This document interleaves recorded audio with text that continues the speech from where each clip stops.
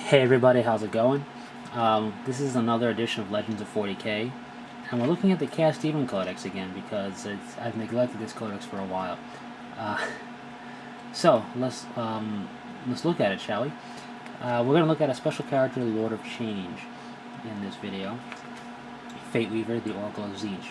So we're going to do the standard thing of I'm going to give you the lowdown on him, then I'm going to talk about his model, and I'll talk about what I think about him and how I would use him. So, first off, 333 points. Weapon skill of 4, ballistic skill of 5. Strength and toughness of 5. 3 wounds, initiative 4, 2 attacks, leadership 9, 3+ save, which isn't a vulnerable save, if I remember correctly. Yeah, I'm pretty sure it's an invulnerable save. Meaning it's an invulnerable save. Monstrous creature, unique. Demonic gifts, which is kind of like the war gear for these guys. Soul Devour, Demonic Flight, Master of Sorcery, We Are Legion, Breath of Chaos, Demonic Gaze, Boon of Mutation, Bolt of Tzeentch. Special rules of Demon and Oracle of Eternity. Now, Oracle of Eternity. All friendly units and the Fateweaver, within 6 inches of the Fateweaver, may reroll all failed armor, invulnerable, and cover saves. However, for every unsaved wound suffered by Fateweaver, take a leadership test. If the test is failed, he retreats in shock and is removed as a casualty. So that's everything special for him. Remember, as a demon, special demon, I will go over again. All demons have this. They're fearless and eternal warrior. So, his model. The thing with demon models is either you like them or you don't. They're very non-40k looking. And indeed, except for the Soul Grinder, both models, both systems, fantasy and 40k, can utilize the models. So it's either you love it or you hate it. You know, either you like it or you don't, type of thing. And I like most of the demon models. I think Fateweaver is good. I think he's a little bland, but then at the same time, he doesn't actually have war gear or anything. So I guess it kind of fits in with that whole thing. He's got the 2 heads, which Fateweaver does. He looks a little frail, and the Fateweaver, I believe, is supposed to be a little frail according to his fluff. So, I mean, I like the model. It's a little bland for a special character. I like his staff, though. That's kind of cool looking.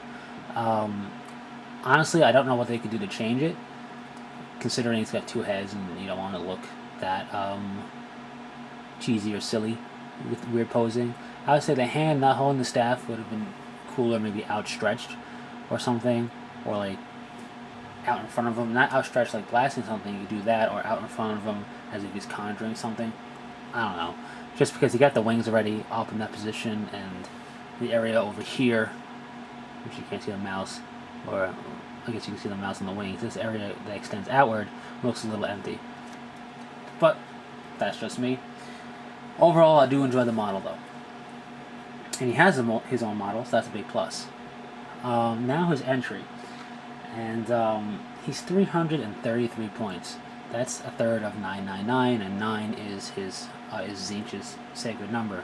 But are you serious? Are you kidding me? I mean, 333 points. That's a random number.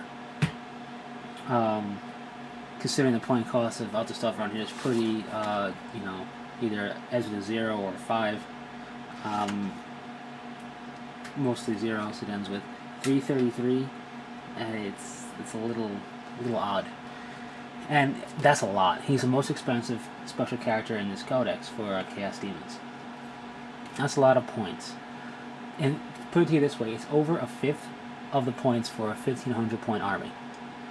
Now, he's meant to be a range type of special character. Tzeentch demons are more of a range type of thing. So he's got the better ballistic skill, and things of that nature. I would have liked to have seen him have 3 attacks base, just, cause. And leadership at 10. Considering a regular Lord of Change is leadership 10, the Fateweaver, I feel, should have a leadership of 10. I don't know if they FAQ that or errated that. If they FAQ errata for Chaos Demons, I didn't look before I did this, but I don't remember them doing that. I do feel he should have leadership 10. And if they errata it, great. If not, they should. Because leadership 10, it just feels a lot safer than 9. 9's pretty safe, but 10 is just, it feels a lot more safer to me. Or a lot safer to me. Now, granted, the Oracle of Eternity is nice. It rerolls any type of save you have. It rerolls basically if you fail it. So he's going to be surviving more shots than he should. But still, if I unload onto him with las guns, only one wound gets through completely. If he fails a leadership check, that one wound basically instant killed him. A las gun basically instant killed Fateweaver. Not literally, but it made him retreat. So that's a lot of points to potentially lose to like a 6-point model or something like that. So that's, I think Leadership 10 would be a lot better for that. Also, Oracle of Eternity, pretty cool because again, let's you reroll every save.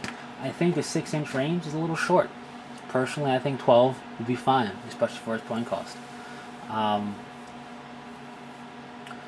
don't know, just me personally. Other than that, though, I think his stat line, aside from his attacks and leadership, is pretty solid. Strength 5 and Toughness 5 is always nice. The Ballistic Skill of 5 will definitely help.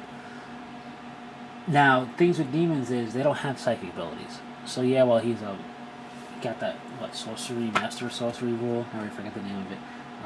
Master of sorcery rule. He's not actually doing any tests. He just happens with demons. Like it's regular shooting attack. It's not a psychic ability at all. So he has a decent amount of psychic abilities that are for range. So his demonic gifts, which give him those attacks and give him special rules, really are a nice combination. He will be able to lay waste in the shooting phase pretty confidently to things. Potentially, at the very least. The potential is there. So, as a whole, I don't think he's worth 333 points.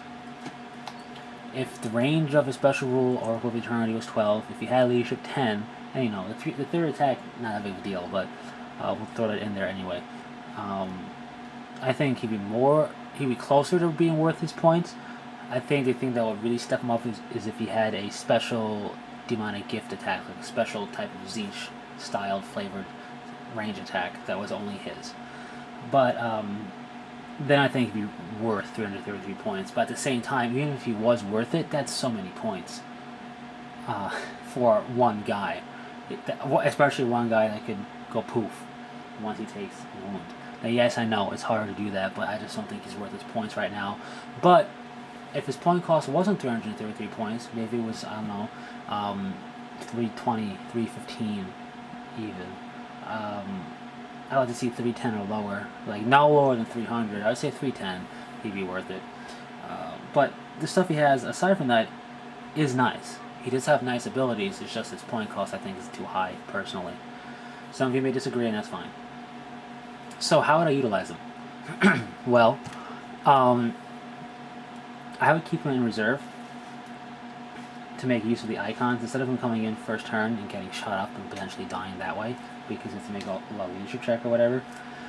I would have him come in for reserves using the icons so he can get right up and close with a squad, or in front of it, so if the squad advances, if they advance 6 inches, they'll still be in range of his Oracle of Eternity, and just start shooting things with him, basically, and covering the demons already there, so let them assault or shoot or whatever. He's a Tzeentch model, and pairing up with Tzeentch demons is always fun and nice. I mean, they have a better invulnerability save than other demons, so they get to reroll that, increasing their survivability. Plus extra shooting with his shooting. But I think you can pair him up nicely with other Chaos Gods also. Now, I don't like doing that. I like themed armies of specific gods. But, especially Nurgle and Tzeentch are supposed to be enemies, so we're not really the best best things to work together. But having some Plague Bearers maybe there to take the brunt that's in front of them, reroll their vulnerability saves, making more of those saves without relying so much on Feel No Pain. He can be used greatly. He can be used greatly with Blood Crushers because they can roll failed armor saves. as well.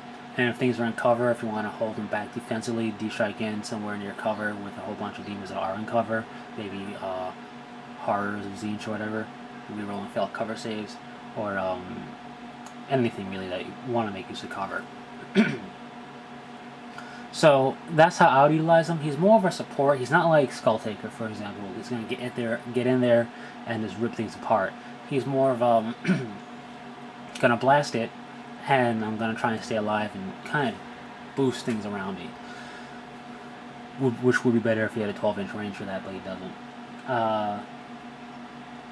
He also, because of his gifts, he can, I believe, target different squads, which is nice. So he doesn't have to lay waste into one squad. He can like try and pop a tank with one of his abilities and then burn up some infantry with his other ability. So that is also nice. And he's not going to be a slouch in close combat either. Strength and toughness of 5, Eternal Warrior, Monstrous Creature. He can deal pretty well with some vehicles and against some regular infantry, guardsmen, stuff of that nature. Tau, of course. Even a regular Space Marine tactical squad, you don't charge a fresh one at that point, but you can do pretty well in close combat with the ability to reroll failed armors, invuln save, and pair him up with something that's good in the assault, like have him assault into something that's already locked, or have him and something else double assault, just to pair with their ability with his monstrous creature strikes, can be very nice.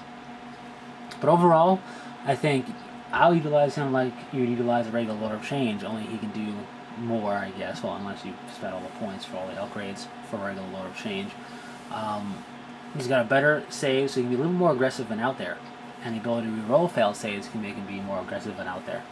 But still, you're going to want to be using your shooting phase with him instead of your assault phase. Or you can use your shooting, finish off the assault, and then proceed to shoot, depending on what you're shooting, of course.